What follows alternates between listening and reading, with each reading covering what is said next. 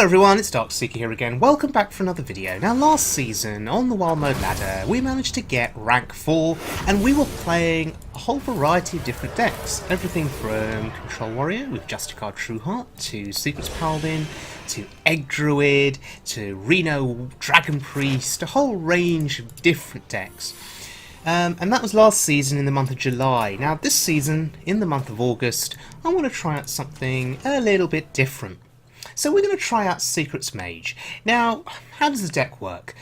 Early on, you want to get the Mana Worm down on the board, and if you can combo the Mana Worm with a spell like Frostbolt, then you get a really good early start. And then hopefully from there, you can just play things like Mad Scientist, Kirin Mage, and you can just start to sweep your opponent. The dream, of course, is the Mana Worm coin Mana Worm into Frostbolt on the following turn. That's the dream. That used to happen a lot for me. It doesn't happen so much anymore, unfortunately.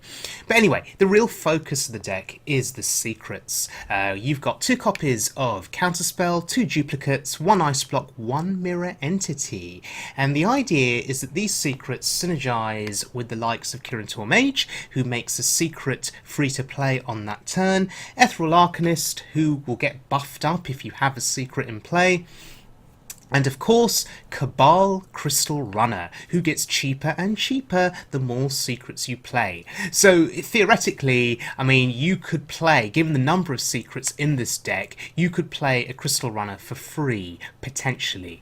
The thing to note, though, is that there are no real board clears in this deck. There's no Flame Strike, no Meteor, no Blizzard, so you can get overrun sometimes by a more aggressive opponent, like Pirate Warrior. And in situations like that, you're relying on Primordial Glyph to discover AoE, to discover maybe another copy of Ice Block, or even Ice Barrier can be helpful sometimes. And another key card is Dr. Boom. Yes, a lot of my viewers will be really happy that Dr. 7 is in this deck. Dr. Boom can be a game changer in his own right. Those boom bots can explode, killing off minions, swinging the game back into your favour. Now, let's just have a quick look at the game that prompted me to play this deck. I was playing my Control Warrior. I was at rank 12, and this is my N'Zoth Control Warrior, which I have featured previously on my channel. And I was getting absolutely hammered by Secrets Mage. And I just sort of looked at his board, and I thought, my goodness, the tempo there is crazy. And I have Brawl, and that is so sad. Brawl into Counterspell, basically costing me the game there. And that is what prompted me to play Secrets Mage. So let's just jump into our first little game here, and it's against a Warlock. So I'm going to dump the secret there. I'm keeping the Arcanologist because it's value orientated. It's a 2-drop and it draws me a secret, and the glyph is always good to keep. Kirin Mage is excellent too, so I can, on turn 3, if I've drawn a secret on turn 2 with Arcanologist, I can play the secret with the Kirin Mage on turn 3. So our curve is pretty much sorted for the next couple of turns here. This is looking quite good for us. The tap would suggest that it's a Reno lock.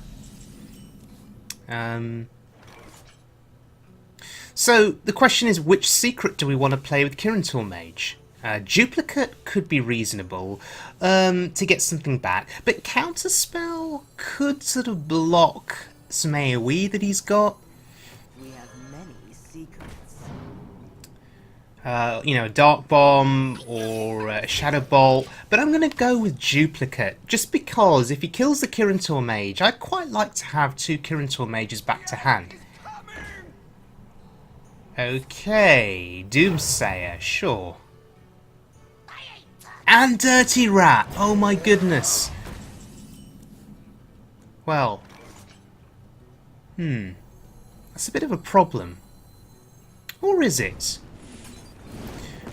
We kill the rat because we don't want our minions to take damage when they trade. And now with all of that damage on board... Ooh, Kazakus. I mean, we may just be able to go full face here. Just thinking about that Kazakus, do I need to trade? Oh, wow. And he concedes. Presumably he didn't get the Kazakus potion that he wanted there. So yeah, good tempo on the board. This deck can win games very quickly. Okay, so let's have a look at another game here. We're going up against a Hunter. Now, I'm actually keeping this hand. It's a 1 into a 2 into a 3. Yes, we can count. And it's a good curve. Mana Worm into Arcanologist, bring a secret into my hand. Turn 3, secret plus Kirantor, and we are set. Let's see how he deals with my curve here. Let's see what he's got. I really don't think Hunter is in a good place at the moment, and maybe the next expansion will change that. But I don't think it's in a great place. Now, it was worth killing the direwolf there. Yeah, it messes up our curve a little bit. Yes, if we're playing Arcanologist next turn, we're floating mana. But it was worth killing it. And now this is interesting. This looks like a beast-orientated Hunter. He's playing cheap beasts. Now, we could play Arcanologist and trade. Or we could trade and ping. Trading and pinging seems reasonable because it clears the entire board. It slows me down an awful lot, but it keeps the board clear, and I guess I value that. That's the more sort of mid-rangey control player in me, just wanting to clear stuff on the board and be safe. Interesting. Scavenging Hyena. So we look for a solution to the Hyena. Could have taken the missiles, but I'm going to take the Counterspell. I think Counterspell is more valuable against the Hunter. It can block a kill command, it can block, who knows, Call of the Wild, if he's even playing it. Not many Hunters play it now.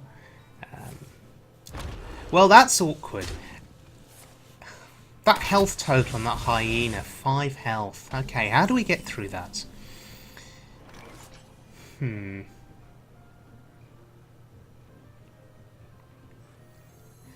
Well, the Arcanist here, with the cheap secret, seems reasonable, and I was thinking about killing the 3-2. Now I'm thinking face. Do we just kill the 3-2? My Arcanist is going to be a 5-5, right? I think this is fine. Yes, it buffs up the Hyena, but by killing the 3-2, we're removing an option for him on the board. Removing a bit of flexibility that he has to play with. There's the kill command, and there's the counterspell. Get absolutely wrecked. And there's the concede. Fantastic. So, yeah, an early concede from the Hunter there, just like the Warlock. Feels good. Okay, now, this is another Hunter. And his board was looking pretty commanding. He had the Houndmaster, he had Leok. And just like that, we were able to turn this around. But we're running out of options in our hand. We have Loatheb, we have Duplicate. But there are no other significant plays that we've got. A Dr. Boom for turn 7 would be nice. A Crystal Runner would be even better.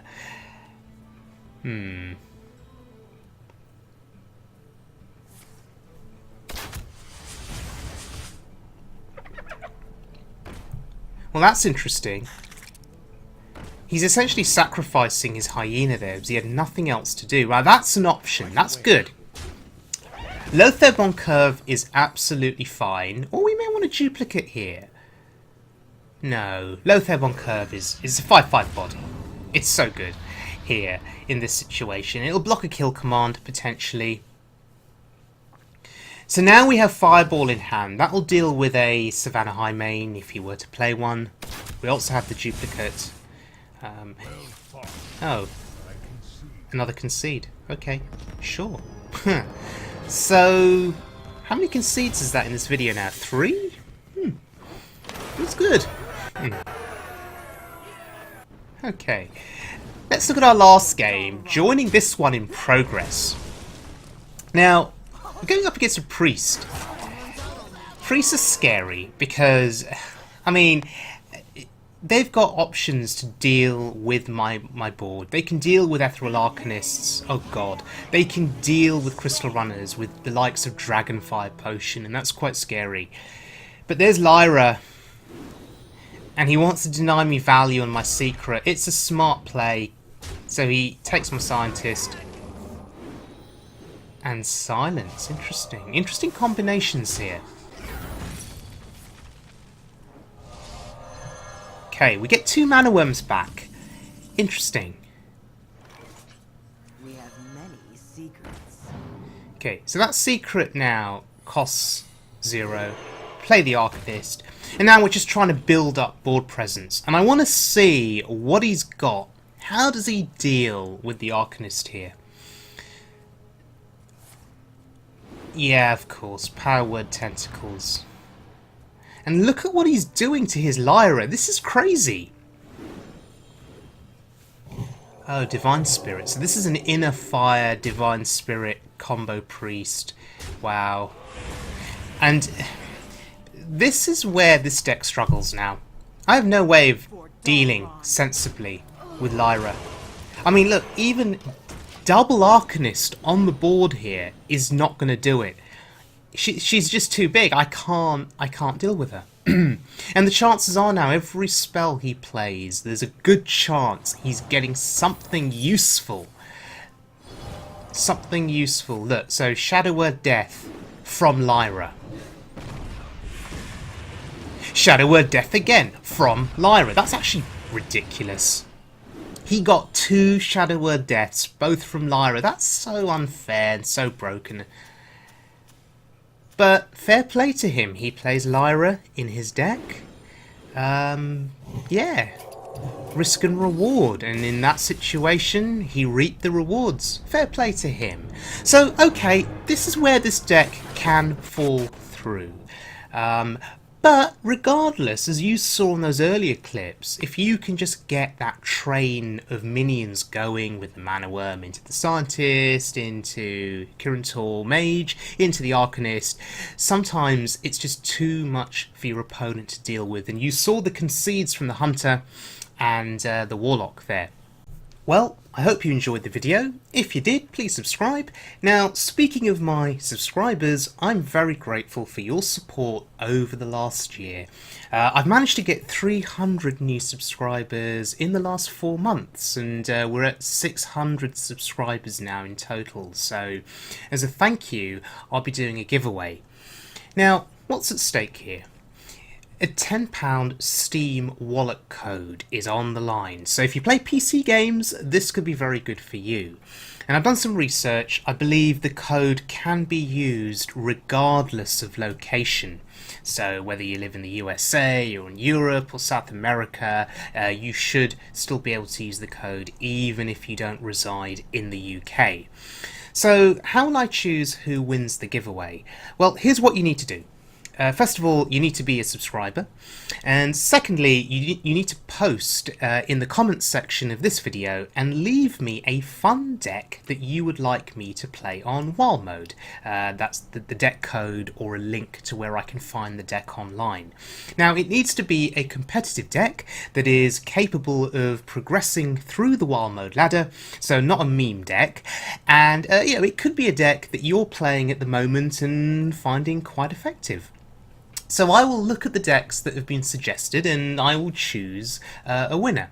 Once a winner has been chosen, I'll leave a reply to your comment, and you can then send me a message via YouTube, and I'll then reply to that private message with the wallet code. Right, so I'll see you all again very soon for more Hearthstone action, and my next video will continue with Wild Mode, and we're going to be going back to Egg Druid.